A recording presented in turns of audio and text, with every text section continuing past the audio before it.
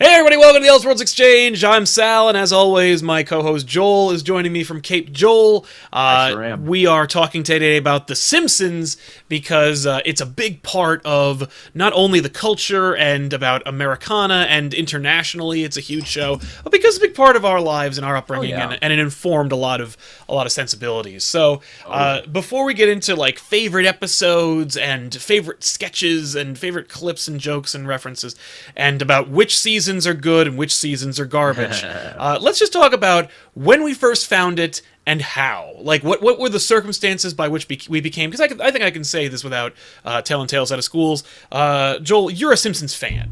Oh, God, yeah. So absolutely. Yeah, so when did you become a Simpsons fan, and what were the circumstances surrounding that experience? That's the funniest thing, because, as I sat here and thought about The Simpsons has always been a constant in my life. I'm a little younger than you, Sal, Yes. so I cannot remember a world where The Simpsons did not exist in one form or another, and I watched it because my parents watched it. Really? Your parents were Simpsons fans before you? Yep, for real. Totally. Interesting. I know, it seems unexpected, but it's true. So it was on, they were watching it, and you're like, I want to hang out with my folks. I'm gonna catch it here. Oh yeah, it was a constant family show in my house for sure. Yeah. That's interesting. It was decidedly anti-family in my house. My mom liked the idea. Like she liked it in spite of herself. And my dad was staunchly anti-Simpsons. He thought it was because, as we all know, The Simpsons was kind of inspired to be kind of an anti-Cosby show, where It was if the Cosby Show. By the way, before Cosby was a serial rapist, or before we all knew it, he used to have this show that was on for like 9 seasons called The Cosby Show, which was an upper middle class, mostly upper class, African American family with with a wife, a husband, and a bunch of kids, and it was just all about how functional their family is, and how all you have to do is talk to each other, and you can solve any problem through conversation. In 22 minutes. Yeah, in 22 minutes, any conflict can be resolved through like understanding and conversation. And Cokes and Jello puddings. Oh, naturally. And Kodak film and all these other sponsorships that Cosby was involved in back in the 80s. But like when they developed The Simpsons, and of course The Simpsons was just a variety show on the Tracy Ullman Show. People forget that it started as short vignettes. Yes, on that. They were basically like "We'll be right back" bumpers between sketches, and they were really unfunny and boring. And somehow this fledgling studio Fox was like, we need to fill some time because we have a brand new network and we're trying to fill it with shows. Even back then, Fox will gamble on anything. Yeah, and we'll probably cancel it. But back then, they were more willing to give shows a shot, and The Simpsons was one of them. It's interesting too. The Simpsons was actually the ultimate fallback plan. It was the ultimate plan B.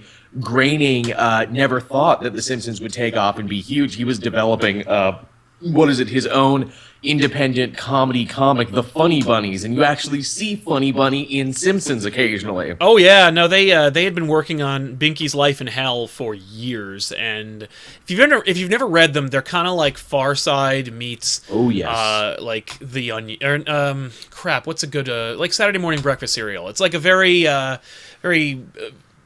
apathetic, like nihilistic comic strip that featured rabbits that looked just like Marge Simpson. The kind of which they don't make anymore. Like that style of comic and even that style of humor really doesn't exist anymore, does it? No, but because it's got Groening's name on it, you can pick it up anywhere, and it's always available. And throughout The Simpsons history, you will see references to Binky's Life in Hell. In fact, if you've ever played it, the Simpsons arcade game, which I lost thousands of dollars to back when I was a kid. It's damn near impossible without and cheating. When you buy it on Xbox Live's arcade, which I did years ago, it was finally conquerable. But if you play it, I think it came out after or around the first season. And so, as such, like Smithers is still kind of black with blue hair. Dark of skin for whatever reason. Barney is all yellow with no hair. And there's a lot of Simpsons season 1 isms throughout the game, despite the fact they used all the original voices and they came back to do it. There's a word for that. The trope is called early installment weirdness. Yes. And Binky's Life in Hell is more prevalent in that game than any other Simpsons episode I've ever seen in my life. That's amazing. In fact, such to the point where Groening had like a joke going that underneath Marge's hair were rabbit ears. And in fact, if you ever like have Marge get electrocuted or hurt, there's usually like a lightning bolt moment around her, and you can see her skeleton. And if you look at the skeleton portion, you'll see 2 ears. Underneath her hair, and it's like kind of funny. I think also she can lose it if like it gets sucked from her vacuum cleaner. You'll see 2 yellow colored ears underneath her hair, which is like, what?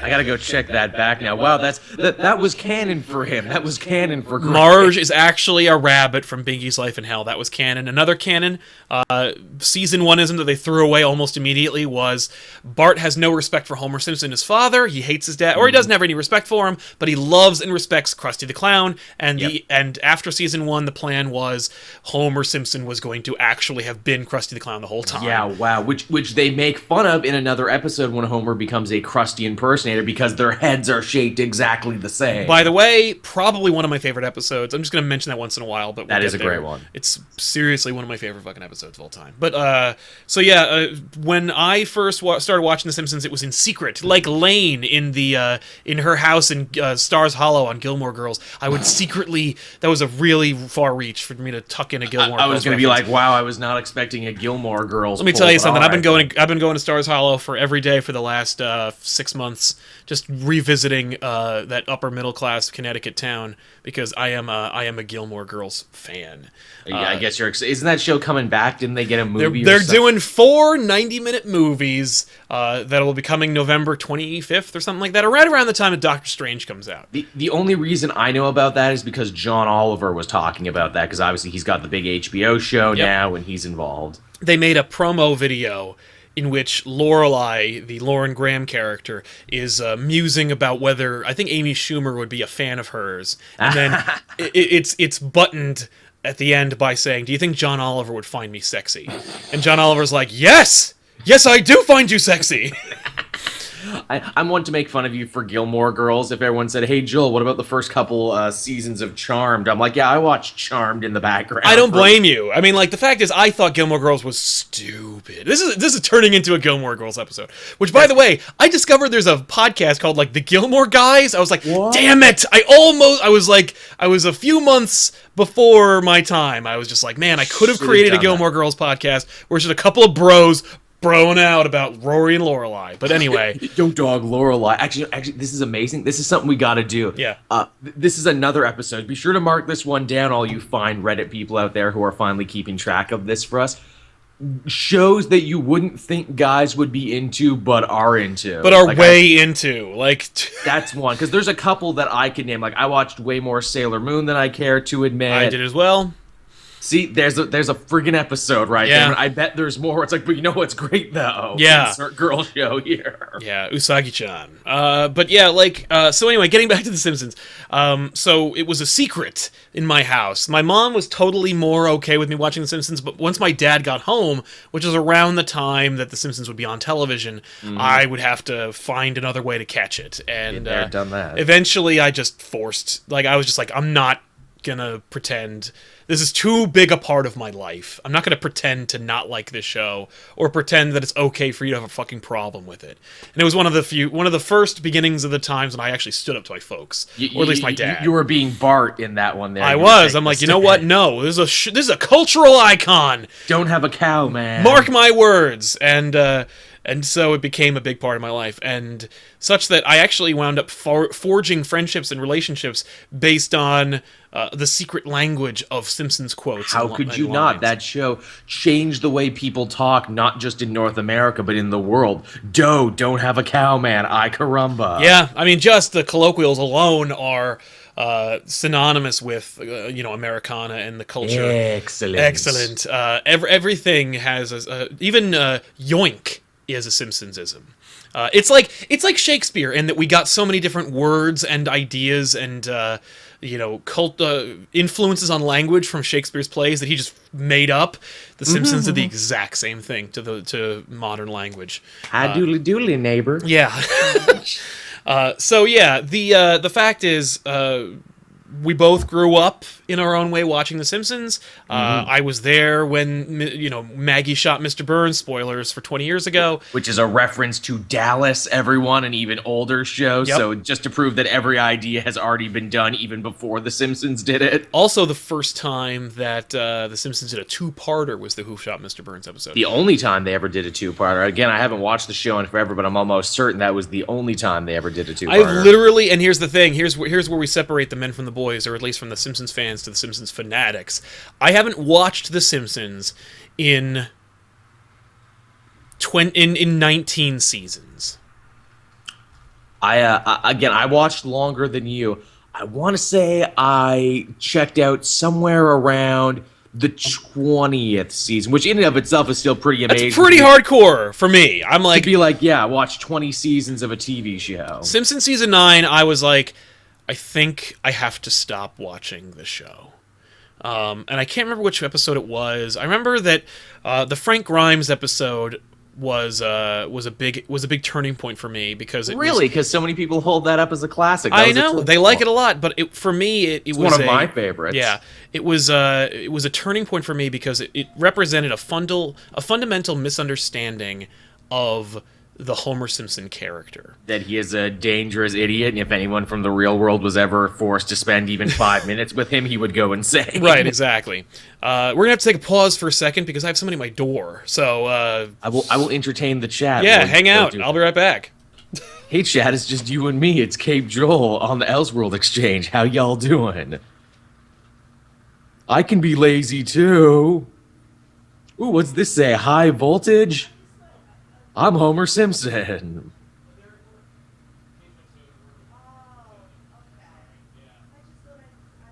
Yep, this is my chance. This is my chance to run the show.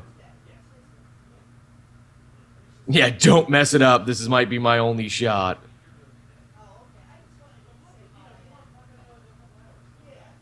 I'm just reading the chat now, seeing if anyone has anything. Yeah, Joel, be lazy, man. I can be lazy, too. I mean, that is one of the darkest endings in Simpsons history. Like, a man did die, and that's pretty rough. Like, Homer's incompetence and idiocy did lead a man to death. And it's like that kind of... I sort of get where Sal is coming from on that, where you can't ever come back from that.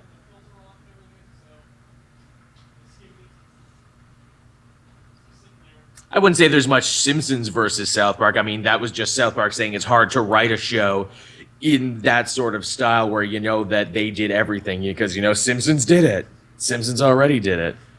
Yeah, what about Maude? I guess we'll talk about Maude in a bit because there was a shocking death. And, I guess when you break it down, Homer was responsible for her death too, wasn't he, Thomas? I mean, he was more indirectly responsible there.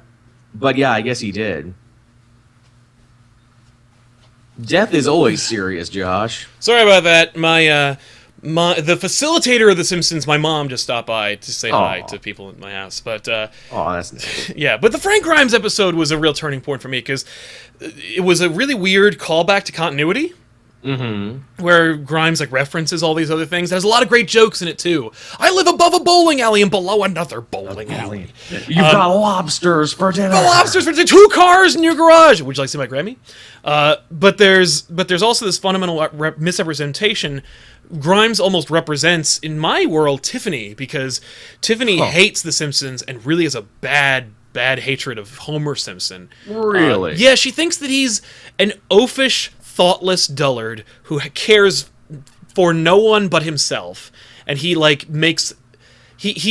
only acts on his own accord, and he cares nothing for the consequences of others. And isn't that most sitcom dads? Yeah, I'm like that's Peter fucking Griffin. That's not Homer Simpson, and it's only Peter because Griffin is even worse because Peter Griffin has been that longer and has been inconsistent on top of it. Well, that's the thing. For me, I'm like, that's Homer Simpson now. That's Homer Simpson for the last at least 19 years. But for the first 9 years of Homer's development, is Homer stupid? Yes. She's not wrong superficially, but my issue is Homer, like Grimes, it represents an outsider's perspective on Homer Simpson. It's the real world getting in there a little bit, because that's what Frank Grimes, in my mind of how I read the he's episode, a real girl. Yeah, he's a real person. I actually, he's so real, I thought he was the winner of the Who Shot Mr. Burns contest. As it turns out, no one was the winner of the Who Shot Mr. Burns contest. Somebody on the fledgling days of the internet said who won, and all they had to go on it was a dude's username that he never logged back into, and so they just threw it away. Because if you're not familiar, okay, so they set up this whole silly two-parter episode in which Mr. Burns gets shot at the end of the first episode. Who shot him? And you get a whole it was the season finale, and then the next season started off with part 2. And during that span of time, people had to guess who shot Mr. Burns, and there were clues laden throughout the first episode. No one guessed it was Maggie. Everybody guessed it was Homer. In fact, I think Vegas had a whole bunch of betting odds about it for a long time. They always do. My theory was Smithers, and I wasn't alone. Apparently, most people who thought about it thought it was Smithers. As Lisa even says, Occam's razor, the most obvious answer is usually the correct one. And in fact, they deliberately put in clues to lead us astray, and the Simpsons had a tie-in with I think it was 1-800-COLLECT, or 1-800-CALL-ATT, and the deal was you entered the contest by either calling their stupid collect call service or whatever, but you could win a prize cash or a cash prize, and you could also win a chance to be animated into an episode of The Simpsons. And no one won, and except for this one dude on the internet who they never found, and so they just said, fuck it, and just forgot about it and left it alone, and nobody really bitched about it. No. So yeah. Where the hell was I going with that? With Grimes. Oh, so I just assumed that Grimes was the winner of the episode. I just was like, oh, here he is. He's some nerd, right? Who has a shitty life or whatever, and they need to get rid of him, so they killed him. Because spoilers for that episode, which was only 18 years ago, probably. But Grimes dies at the end of the episode, which is why I was like, oh, that's so brilliant that they introduce him. They make him a whole centralized character. Mm-hmm. They make it kind of make it kind of meta, where he critiques the way that the direction The Simpsons is going in, and then they kill him off. Because that was the thing. For me, Frank Grimes represents an outsider's perspective of The Simpsons, where he's objectively speaking, Homer gets a whole bunch of accolades and rewards for no reason, because he's thoughtless and stupid. But if you're on the inside, if you're inside Simpsons house, and you get to watch these people grow up and experience loss and challenges and struggles, you learn that Homer Simpson is a dedicated father. Who proves it many a time. He's a reluctant hero. He's a person who doesn't want to necessarily do the right thing, but through internal compulsions does it. He might even falter, like any hero of 1,000 faces from Joseph Campbell, but he always strives to do the right thing. Even if he wants to do the wrong thing, he sets a good example in the end. And like most sitcom dads, too, by the end, he will almost certainly learn a lesson, like Lisa the vegetarian, where he comes to accept her and gives her a piggy ride back home, or, in multiple times. Oh, the episode where they get cable, where they hook up illegal cable. There's another good one, too, where he willingly cuts it. That's a great example right there, the cable episode, and an early example, too.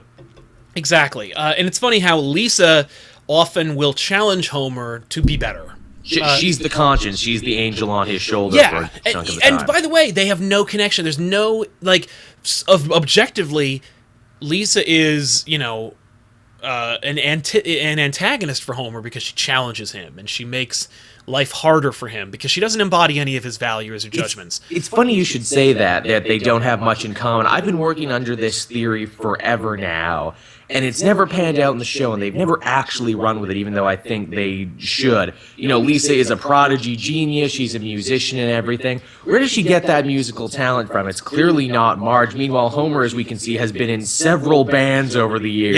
Has recorded hit songs, and they never think to say maybe Lisa gets her musical talent from her father. Yeah, I mean, well, they establish in the Lisa Sax episode, I think it was with Bleeding Gums Murphy, where she inherits stubbiness from her father, and it precludes her from being able to become a great musician, which of course is proven wrong. Once again, it's a show that empowers the disenfranchised, because it tells you that, that's the thing, objectively, you look at Homer, Bart, and even Lisa to an extent, and you say, these people are not great people, and they don't, they get away with what they want, even if they shouldn't have it. And it's like, no.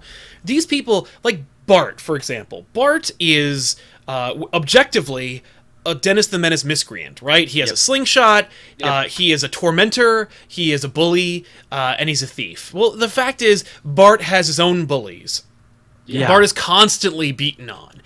Bart has very few friends. His best friend is the dud, Milhouse. They do go back and forth on that. Sometimes Bart's really popular. Sometimes he's not. Sometimes he's the class clown. Well, sometimes, like you said, he has his own bullies. That'll change season to season. Well, that's the life of the class clown. Is that like it's always highs and lows. Like if you want success, you have to constantly put yourself out there and debase yourself even more. Like Bart, and sometimes, by the way, Bart does not get away with being the class clown. I remember it's a Treehouse episode, but the one where Bart says, "Hey, everybody, let's turn our desks around before Mrs. Krabappel shows up," and then he is the only one who does it. No one follows his lead. Sometimes he's he's great and he's celebrated, and sometimes he's a loser and no one cares about him. But because he has like the love of his family, even if it's like frustrated love, it's reluctant love. Like Marge is so dedicated to her son. Oh, yeah. She loves him so much, even though they have nothing in common and they have no common ground to build a relationship. But because they have this like innate love for each other, there's strength, and they both find meaning in that experience. And so, like The Simpsons is deeper than most people would assume, and I think it's worth the amount of accolades and effort that people give it. Like people talked about, I remember there's the Doe of Homer, that book that they wrote about. I do remember. I was just about to say that. Yeah, I mean that literally takes the concepts that are innate within the episodes, which is of course just the product of great writing and brilliant writers, and King Liam just misinterpreted what I just said, where he's like, you need common ground to love your son. No, I said that the fact is they don't have common ground, yet they have love for each other, and that's what's so real inspiring. Thing that the show does, yeah, exactly. It's more real. There are a lot of people who don't have like actual commonalities with their families that aren't genetic or hereditary, or at least environmentally influenced, but because of their love for each other, they have some connection there. So it's called unconditional for a reason. Absolutely. I was looking in the chat too as well. When I mentioned Homer's been in multiple bands, everyone mentioned the B-Sharps. Only one person mentioned Sadgasm, which was the Nirvana-style group he was in later seasons. Now, there's an episode that I would never have seen because I don't watch The Simpsons. And after season 9 or around season 9, I was like, I'm out. I have to stop. And it was interesting, that whole rift, the great Simpson rift that I created for myself. Which I am in one now as well, but it hasn't been nearly as big as your rift. Yeah, but it was actually inspired by Futurama. Because which is a whole episode in and of itself. Yes, but I'll talk about the beginning of Futurama because it relates to my fandom of The Simpsons.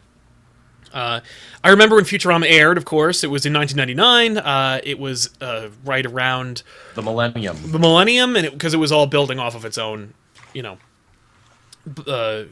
its own origins. Because Fry gets frozen on the same year that the episode comes out. But I remember we set up a Simpsons watching party because me and the friends that I'd formed through Simpsons quotes and our encyclopedic fandom thereof forged, we had a Simpsons viewing party for the new season of The Simpsons, and we all sat down and we're all ready to watch it.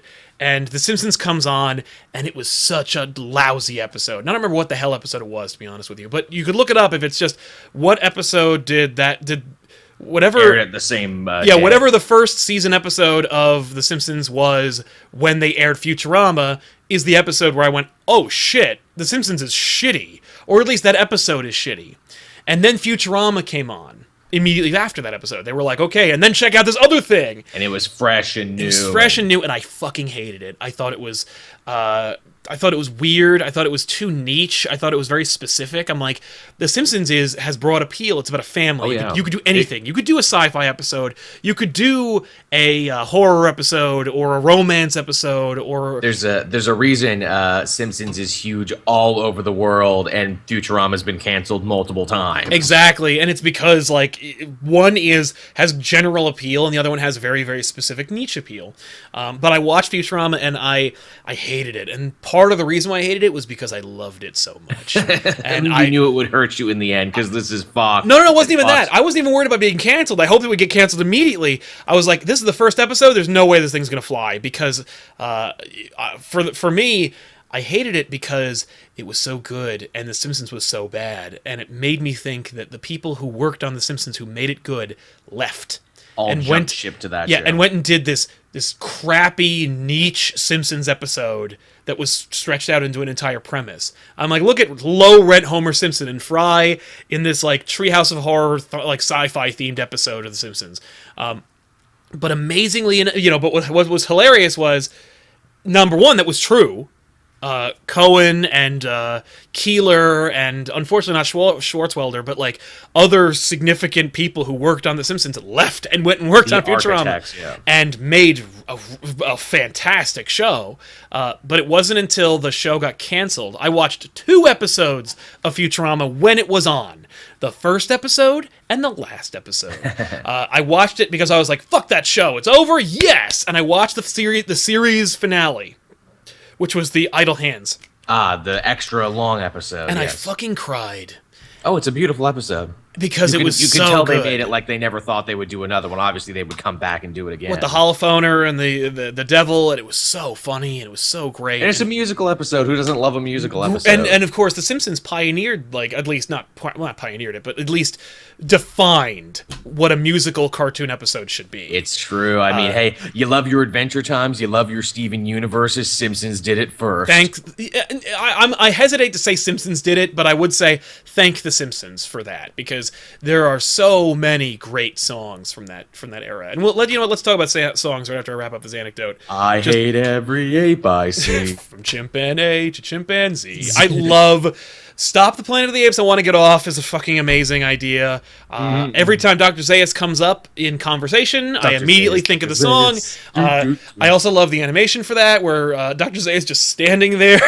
So good. That breakdancing ape, because it was the 90s and everything was about like fads. But anyway, by the way, after seeing that Futurama episode, I was like, oh no, I've made a terrible mistake.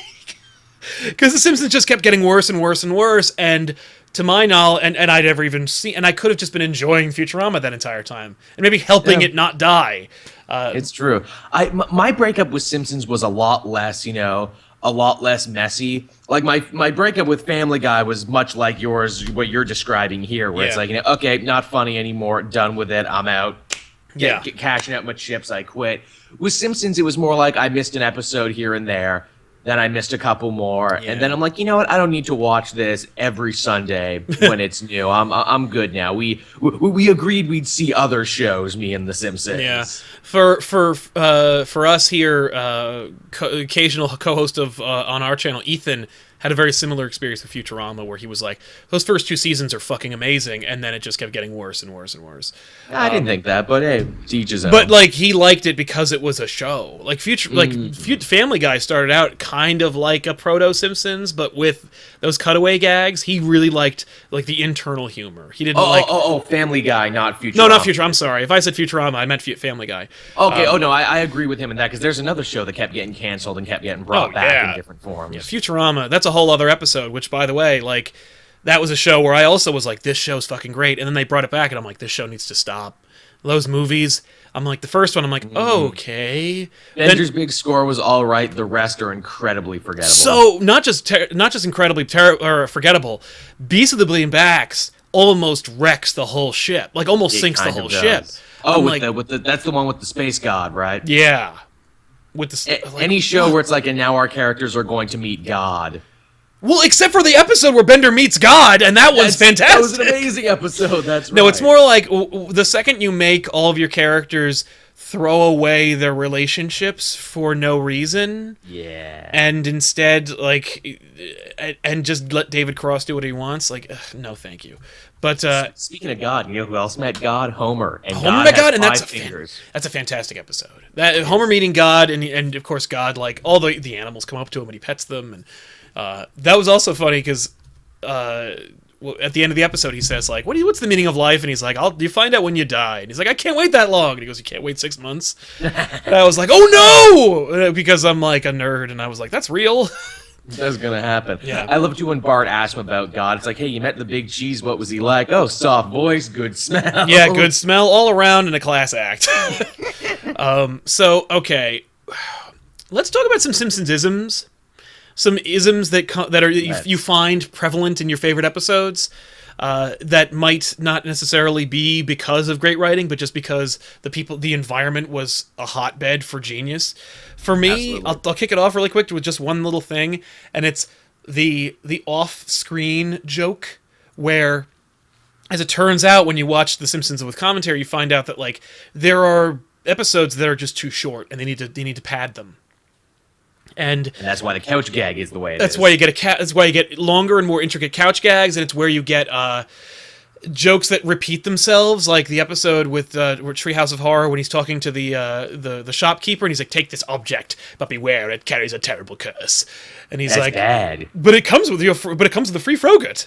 That's good. The Frogut is also cursed.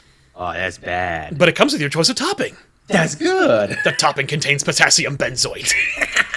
That's bad. Like, requires no additional animation. It's just, we're just going to make these jokes because we need to pad the episode. There's one where Bart falls in love with Reverend Lovejoy's daughter, and she pins him for stealing the church collection plate. So then he goes, uh-oh. He goes, wait, you know what? You're totally blameless in this? No problem. Don't worry about it. You'll just explain yourself. And they're like, are guilty? Yes, we know. And then he just runs. So good. He runs for the window. He jumps out. And there's this 2-second pause. Then you hear Homer go, stop him! He's headed for the window!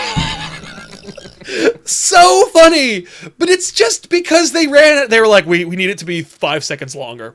We'll have Homer be so stupid that or so unobservant.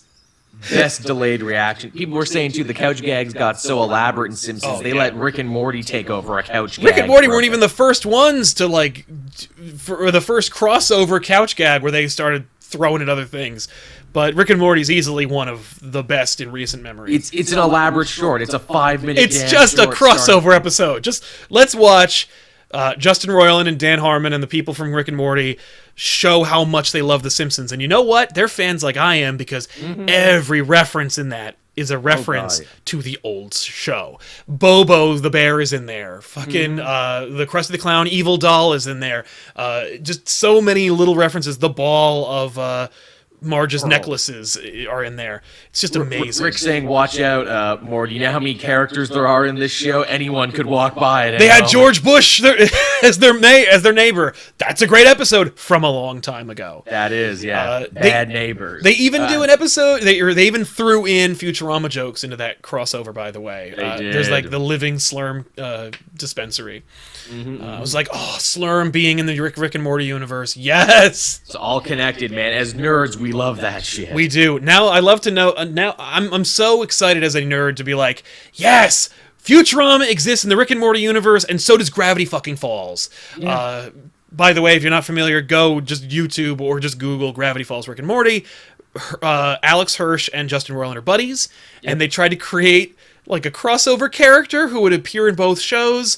Only Roiland got away with making one, and he's this froey dude with suspenders.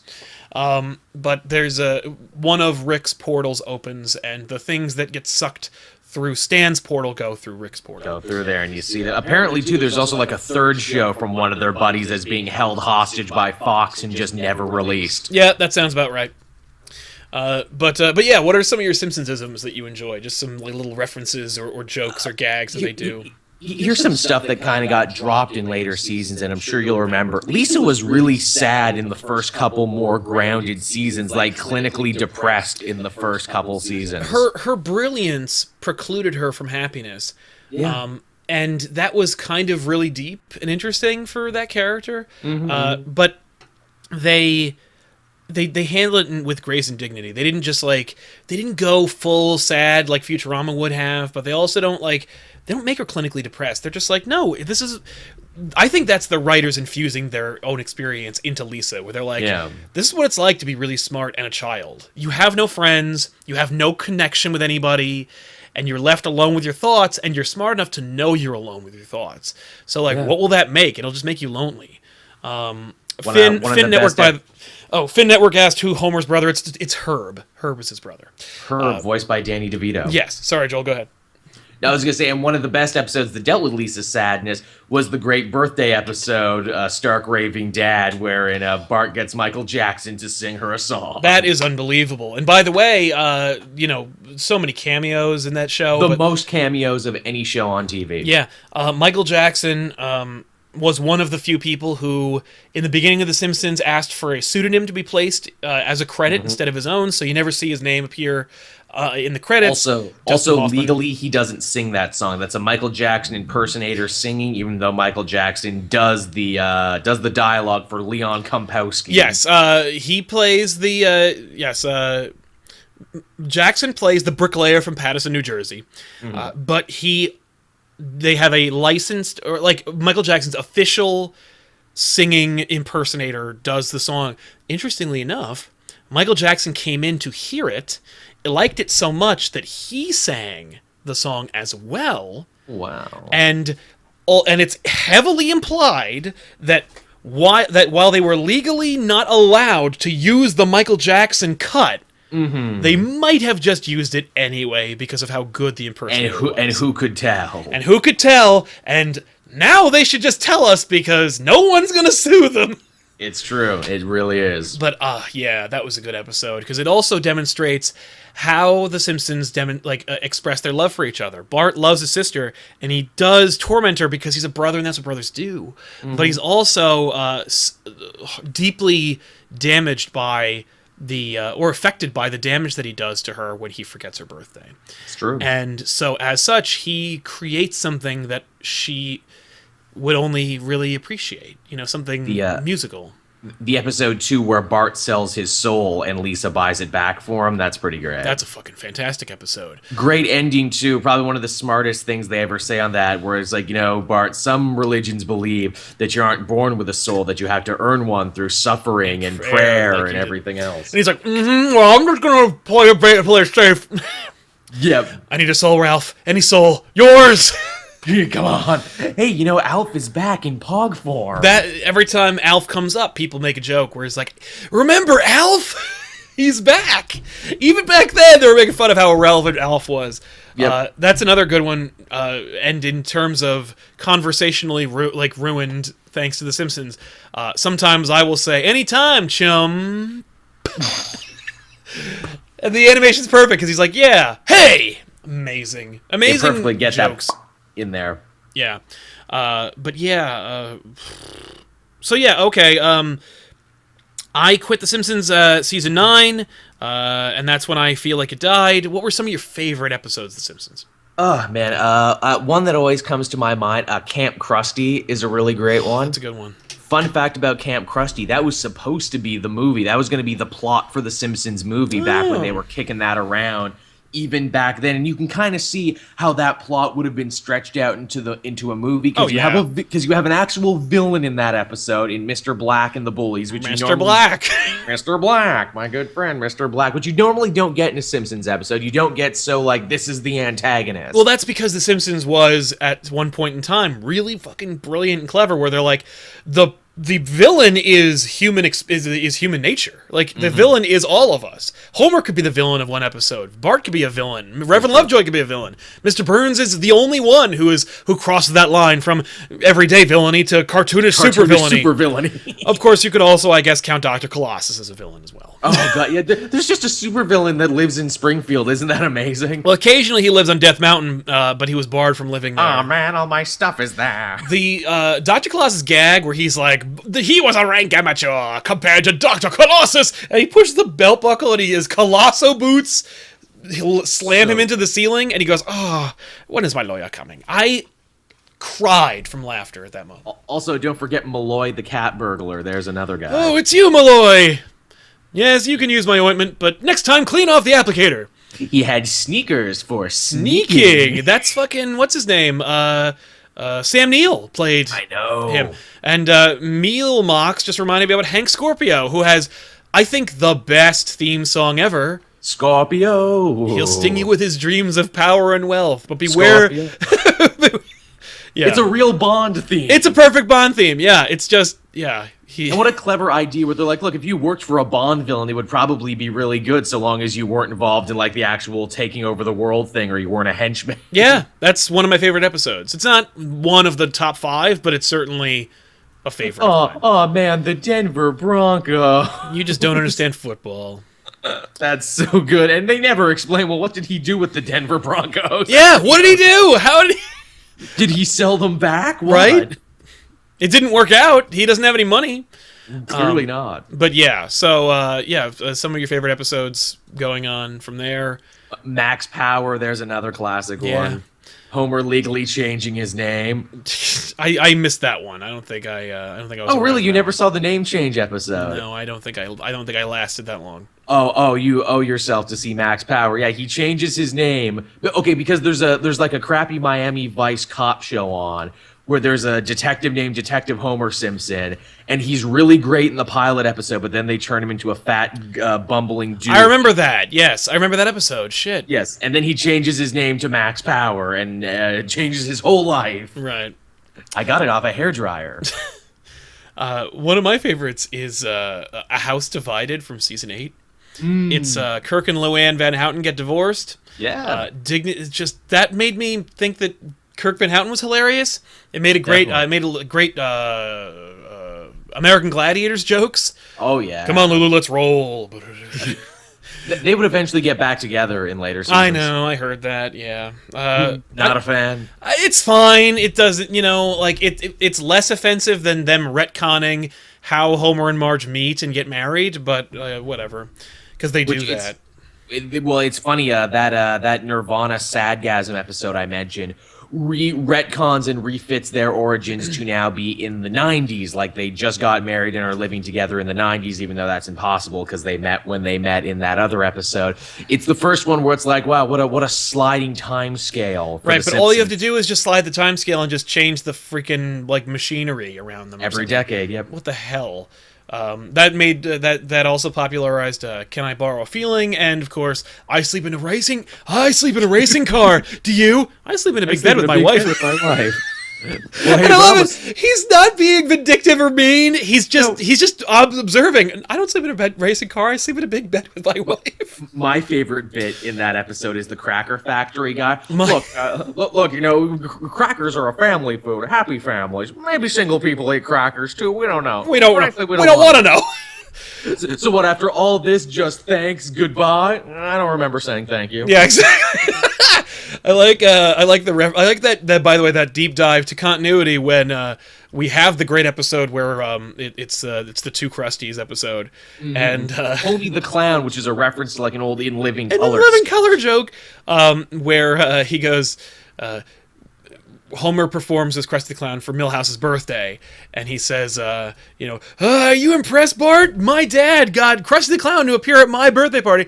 I'm pretty sure I can get him to come to my house. I don't know, Bart. My dad's a pretty big wheel down at the Cracker Factory. Or when we actually see inside the Cracker Factory during the Take Your Kid to Work Day, the Cracker Factory is amazing. Amazing. It's wild and crazy. You want to see how he adds salt?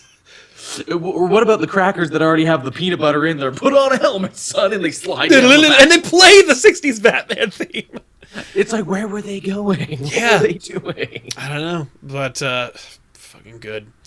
We more or less mentioned you only move twice, which with Scorpio, that made me laugh a lot. And for random reasons, like my fledgling sense of humor was like just grasping at straws and trying anything. Like when the Simpsons move away, they forget about Grandpa, and his pills are inside.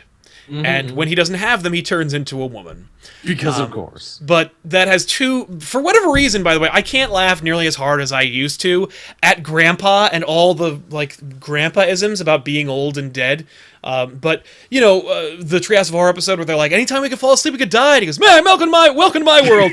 That's fucking funny. The episode in which they leave, you only move twice, where he's like, you have my pills. I'm cold and there are wolves after me. And then they play a wolf howl. Like, yes, there are wolves after him. It's not enough that it's funny because his pills are inside and he can't get them. But he's also cold, and then he is also clearly a doddering old man who thinks there's wolves after him. Then there are wolves after him. It just hits you. It's just this 4-punch assault of humor.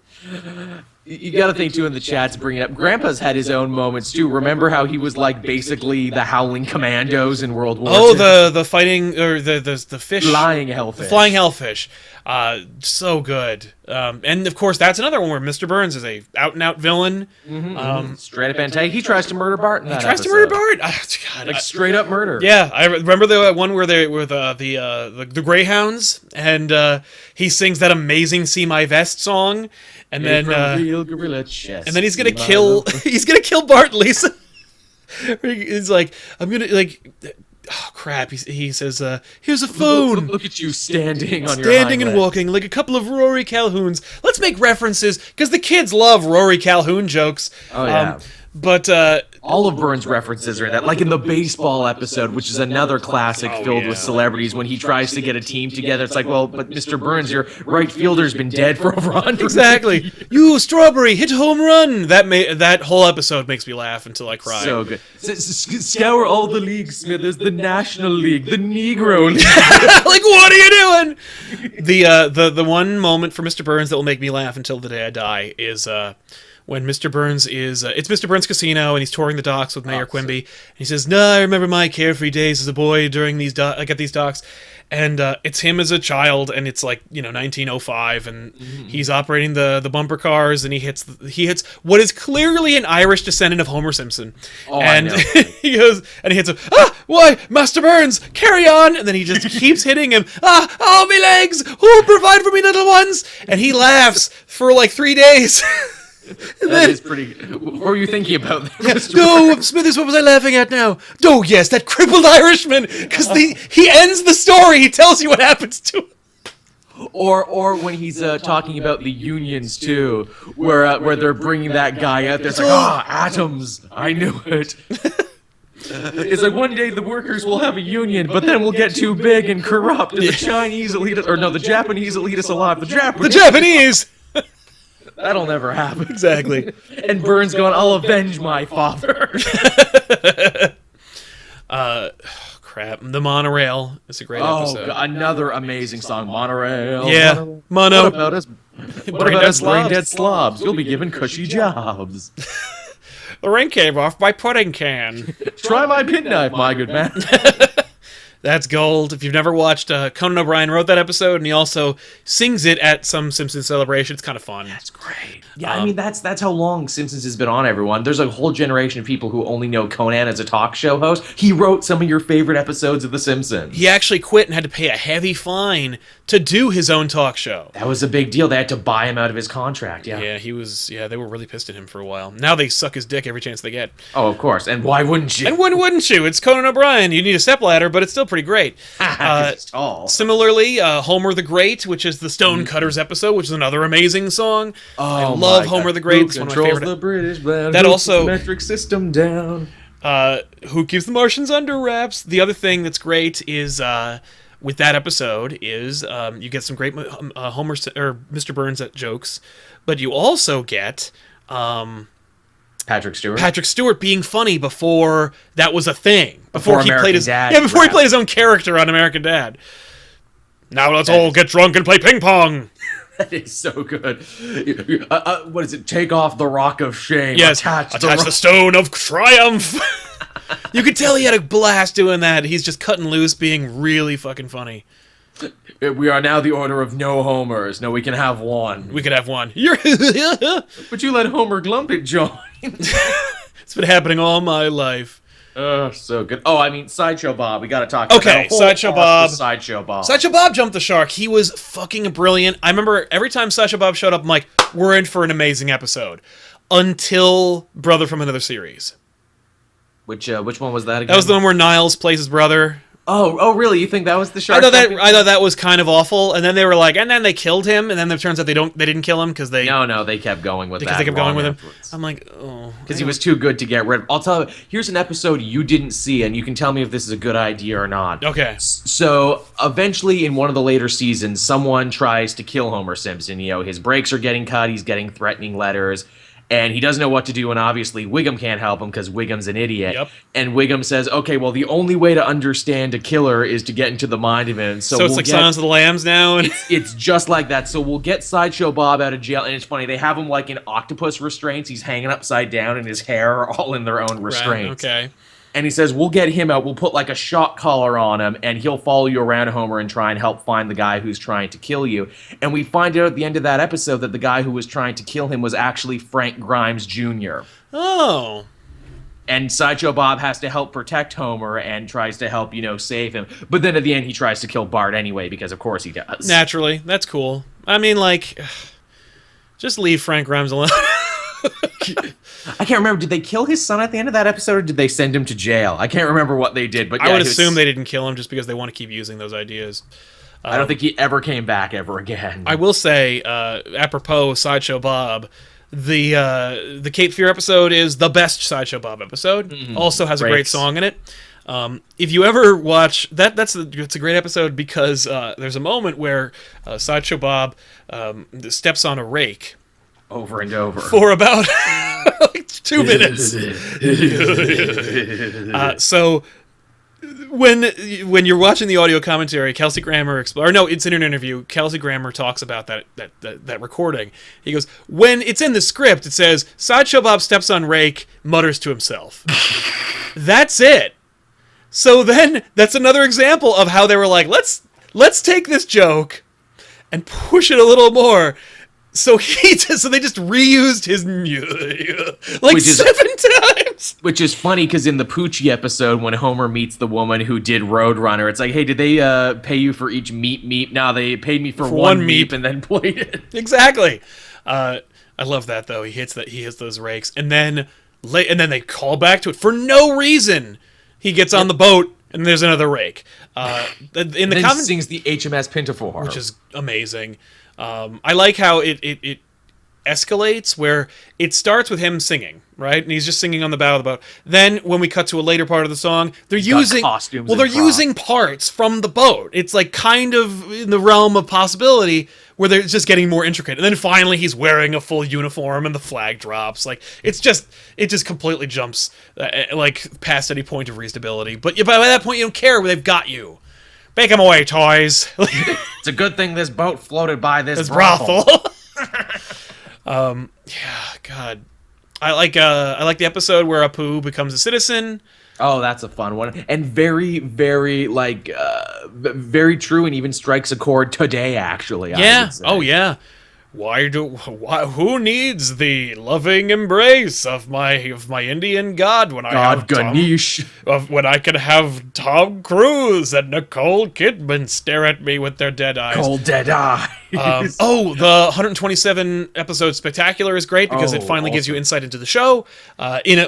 Even the clip show episodes of Simpsons are great. Yeah. They know how to, and they're self-referential, and they wind up reusing animation deliberately to make jokes.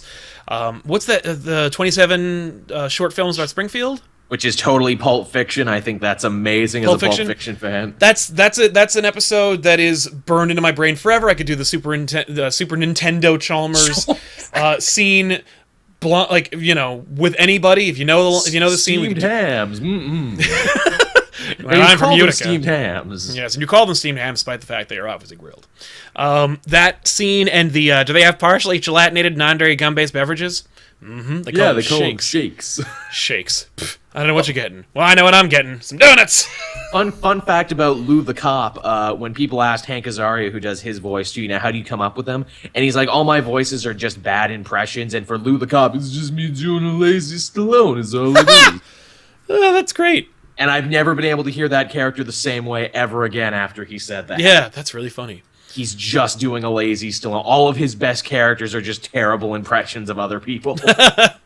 I could buy that. So favorite episodes of yours, and then we can wrap up and then put this in the pile of episodes that need sequels that we'll never do. Totally. I mentioned Poochie. I mean, talk about a character that changed everything. Every time now a show jumps the shark or tries to introduce a character, it's a Poochie. And they make a reference to, I must go now, my planet needs me. That's a fucking Simpsons reference. So good, so good. You can use that in so many situations. And they do. People use it now on like their own. When history repeats itself and they legitimately do Poochie things, they will use the Poochie excuse and probably not even know that it's a goddamn Simpsons joke. Yep, it came first. Before Poochie, it was a Cousin Oliver, but now it's a Poochie. Yeah, Cousin Oliver. Friggin' Cousin Oliver, man. So Poochie's great. What else you got? Sure is. What else you got, man? Oh, what else do I got? God, I mean, there's so freaking many. I mean, you know, so many great Mo-centric episodes, too. I mean, you know what's funny? So much with him. For me, I'm like, when we go home with Mo, you end the show. Like, when I know what Mo's house looks like, it's time to stop watching The Simpsons. It's a crappy apartment. I don't want to see Mo's house. I don't want to see Mo after coitus. I don't want to see Mo, like, talk to his parents, or meet his parents. Like, Mo I don't is think we've ever done that. I'm just saying, like, Mo is the bartender. How do you not love the Flaming Mo episode, though? Flaming Mo is good. That one shot is fine, but it's also kind of like, I don't know if it's even in continuity. Like, no, that's true. He does have a girlfriend. Uncle Mo's family feedback. Uncle Mo's family feedback is goddamn brilliance. Here I am, Uncle Mo. Will you eat? Oh, your teeth hurt. Your teeth hurt. That's too freaking bad. And I can tell you where you can put your freaking sody too. Ow, my freaking ears. I'd expect this kind of language at Denny's, but that's a reference, by the way, to real events apparently that happened at a Denny's. Like, it was just somebody had an outbreak who worked there who just an outburst of like vulgarity, and they were like, Denny's, America's diner, is full of vulgar people. And I'm like, that's amazing. Like, they make references, they make casual references to cultural phenomenon that are so insignificant, they become Simpsons references in today's context. Oh, City of New York versus Homer Simpson. It's a good one. That one's amazing because, you know, you got like crab kalash. Ugh, I'll take the crab juice. I'll take the crab juice, not Mountain Dew. Yeah. Also, too, as someone who's going to be taking my first trip to New York, hopefully pretty soon in the next couple months there, that episode will be running through my head nonstop. You'll be chased by a pimp. Yeah, really. A seagull will steal my pizza. That's a good episode. It's kind of like what it's like to go to New York if you live in Jersey or stuff like that. Lousy Bart and his money. Also, a whole thing built around the Twin Towers that aren't there anymore. Yeah, he has got to go to the bathroom. Don't listen to that jerk in Tower 1. That's where they put all the jerks. What's it called? That's a good episode. That's also in the season that killed The Simpsons for me. Really? I was like, oh, this is okay. And then there'd be another one where like Bart and Lisa go to boot camp, and I'm like, fuck this show. Oh, really? You didn't like the boot camp episode? I always thought that was a strong finale. What's your beef with the boot camp episode? I just didn't think it was funny. I was just like, this is weird. I just thought it was stilted and lifeless.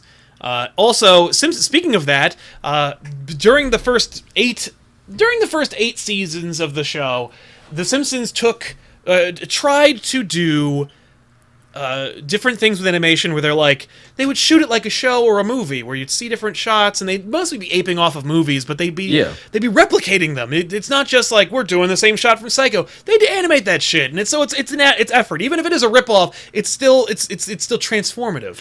But that said, The Simpsons has done a hard shift some time ago where everybody got yellower. And the shot list became a lot simpler. It felt like a one-camera sitcom. Now, funny fact about the yellow, I'm sure I've mentioned this elsewhere, why The Simpsons are yellow. Yeah. It's to entice people flipping channels. Yeah, people like yellow. You go, oh, what's that? People on YouTube like yellow. Why do you think we all use yellow for our Yellow's everywhere, exactly. Why do you think you see all those yellow arrows everywhere? With circles around things that aren't actually in the picture. Yep. But yeah, it's true. It's such a great. It was such a great show, and even though I haven't watched it for a long time, it is still a big part of who I am. It is a huge part of me and my friendships with people. I was actually thinking about bringing in an old friend of mine from high school with whom I am very close and talk with every day, for whom The Simpsons means about as much, but that's nice. has had a similar experience where she's like, this is not the show that I love. I have to stop watching. But yeah, but I was like, I'm not gonna bother her. Be like, hey, come do this internet thing right Yeah, now. hey, she watches the show. She'd just be like, I don't know if I want them. And you know what? Like, every time I bring a woman that I care about onto the internet, there's always some fucking asshole. So that's why I don't talk about my own girlfriend. Yeah, I mentioned this before. or bring her on the channel. Yeah, stream the other night. I'm like, there's a reason I don't mention her. No, or bring her on because people will be like, hey, here's all my hate that I have for myself and my penis and my parents that I'm just going to direct at your girlfriend or your loved one. So yeah. Yeah, the chat had another great one too. I mean, what countries haven't The Simpsons gone to in the last? So that they've been everywhere. My favorite one is still Australia. Mr. Simpson disparaging the boot is a bootable offense. That's another use of Phil Hartman where it's like, fuck it, just get Phil to come in and do it. To think that man did some of the best work of his career on that show, then sadly passed away. Yeah, he was going to be Zap Brannigan. He was the idea behind it. Actually, no, he wasn't. He didn't pass away. He was murdered. He was murdered by his stupid wife. But like, yeah. No, he was supposed to be Zap Brannigan, and so Billy West just does a Zap Brannigan impression. Yeah, or he just does a Troy McClure impression. And really, too, for a show that's been on for as long as it has, they've had very few high-profile deaths. Obviously, Hartman was the highest-profile one. Then the lady who did Edna Krabappel not long after. Was that Kavner? Yes. Yeah. That sucks. Losing Krabappel. It's funny. I loved the Tamzarian episode. I didn't like the episode, but a lot of Simpsons writers claim that's the moment the show jumped the shark for them. For me, I was like, I was watching The Simpsons at that point, and I was like, this is not good.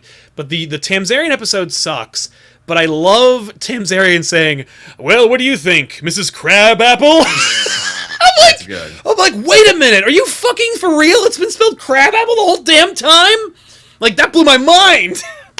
Pretty good. But you know what? You know why it blew my mind? Because why it was indicative. Wallace was Krabappel, the chat. Thank you, Marcia Wallace. She was so good. But like what blew my mind about it was, number one, I never noticed it, but like it was indicative of the subtlety that The Simpsons was capable of, and having Tamzarian say Crabapple, while it was a really funny joke in its own context, is indicative of its shift from the subtle to the obvious. Where it's like, let's make the obvious joke, or let's make a joke about like the most obvious thing. Yeah, if you guys ever want to like experience what it's like, or watch an episode that kind of makes fun of the superhero genre, watch the Radioactive Man episode. Amazing. Making fun of superhero movies back in a day before they took over the world, that's pretty great. Yes. People are going to want to see the original Radioactive Man. I keep telling you, he's 84 and he's dead. Oh, and the Scoutmaster. Don't be afraid to use your nails, girls. Played by Paul Lynde. Yeah, and Fallout Boy, which is where a band came from. Get its name from. The goggles, they do nothing. They do nothing. That's an Arnold joke. But so good. So Jiminy Jillikers. I've said Jiminy Jillikers so many times, it's lost all meaning. I can't hear you, son. Rooney in a funny bit. Yeah, Mickey Rooney. Mickey Rooney, yeah. Andy Rooney's the 20-minute Exactly. guy. Yeah, Andy Rooney's the 60 minutes guy. 20 minutes. In Canada, it's 20 minutes. We only get 20 of That's the 60 minutes. That's the exchange rate. You lose 40 minutes when you cross over. You lose 40 minutes every time. It sucks, but it happens. Yeah.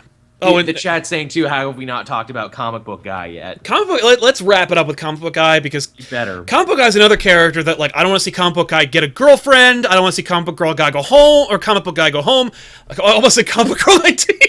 I don't want to see Comic Girl 19. Because if I'm using comic book as a noun, as a proper noun, I'm obviously talking about Danica. I should just not, but like... Who in their right mind would use comic in their name? In their name? Right? I don't know, but yeah, bunch of jerks, I tell you. But Comic Book Guy is so fucking funny.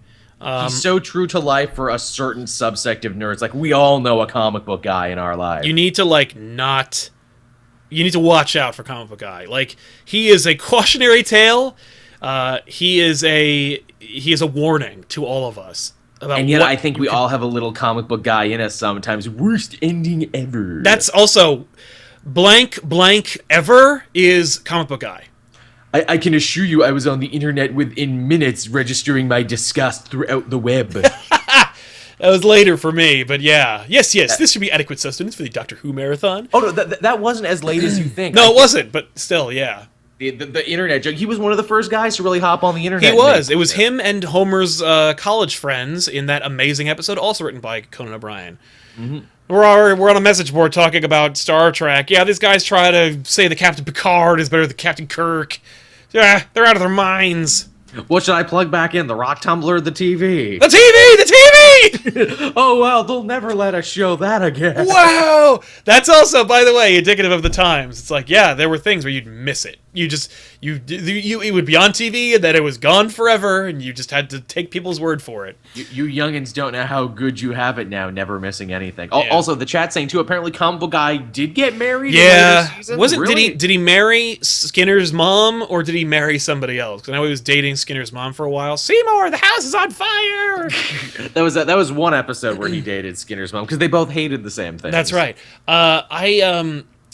Trace McNeil, who played every woman on The Simpsons that wasn't a main character, and also every woman on Futurama who wasn't Leela or Amy, was gonna be at Kineticon this year, which is part of the reason why I went, and then canceled 2 days before. So, damn it. It was just like, I was gonna meet Trace McNeil. She played Dot and every woman on Futurama, and she's Lunch Lady Doris and Edmund and Skinner's mom, and just gone, just didn't show up. I'm like, no, why am I here? That's unfortunate. Yeah. So it's interesting too when you look at the Simpsons cast. You know, the work they've done outside of the Simpsons. In many cases, they don't have to do any work out of it. I mean, what does Dan Castellaneta do? He was the genie in that short-lived Aladdin TV series. He got recorded over when in Aladdin 3 when they got Robin Williams to come back. He played the robot devil in Futurama. That's right, he did do that, and he's great at that. Oh, what an appallingly ironic outcome! It's not ironic, it's just coincidental. So good. But, yes, Super Nintendo Chalmers also dated Skinner's mom. Skinner's mom got around a lot. She did. But yeah, Comic Book Guy was like every comic book store owner until they decided, like, oh, people actually come to these places, and we need to start cleaning them. Yeah. Comic Book Guy. Watch out for Comic Book Guy. Don't become a Comic Book Guy. It's true. Oh, man, as a person of Scottish descent, how have I not talked about Willie? Go Aberdeen! Bonjour, you cheese-eating surrender monkeys! So good, so good. There's a later episode where Willie actually came and lived with the Simpsons for a bit, where they actually make a joke about all the people who came and lived with them for a bit, saying, you got to give us a picture for the wall, Willie.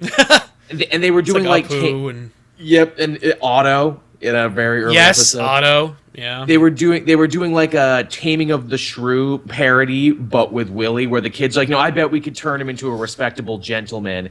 And he has like a song moment where he's like, doing that thing that every woman does in a musical, what I want out of life, what I want. Right. But Willie's thing is like very, very low and very non-committal, where it's like, I just want to play somewhere. That's it. Oh. Yeah, maybe shoes that don't have holes in it, untainted meats. Wouldn't that be adequate? Yeah, wouldn't it be great? It's wouldn't it be adequate? That's awesome. I like Willie. It's actually pretty funny. I always liked Willie. You used me, Skinner! You used me! There's no such thing as Scotchtoberfest.